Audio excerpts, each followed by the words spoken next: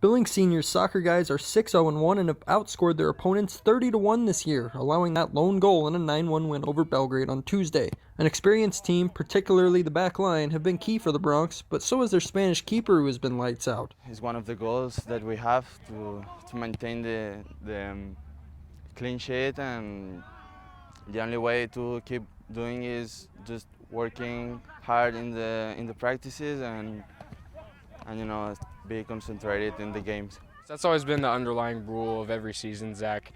We don't want to allow any goals, but we also want to get as many as possible. So it's always been a goal of us to keep a clean sheet. Soccer is a fairly universal language, so there hasn't been much hindering communication. When barriers do arise, Bronx have a way around. One of our main assistants, Carlos Davey, is Peruvian, so he speaks Spanish. So we really haven't had any issues with communication with Biel.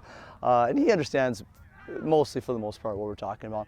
When we throw in some jargon and slang, then he sometimes gets a little confused. But for the most part, he understands what's being said. We talk with short words, super short words, like, for example, toda. And toda means like a lot of things in soccer. Means turn and then in another, passes, and it means a lot of things. So it's difficult because sometimes I don't know how to say, but I know that I have to say something.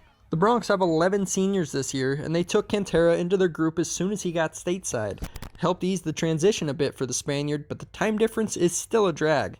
In Spain, it's 8 hours later than here, so I can't speak with my family or with my friends.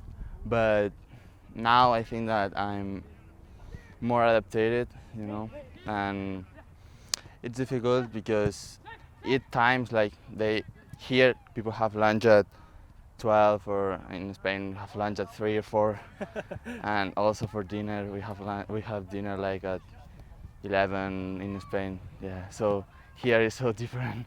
Cantera's eating schedule is off, but he's fitting in just fine. In Billings, Alec Boffinger, MTN Sports.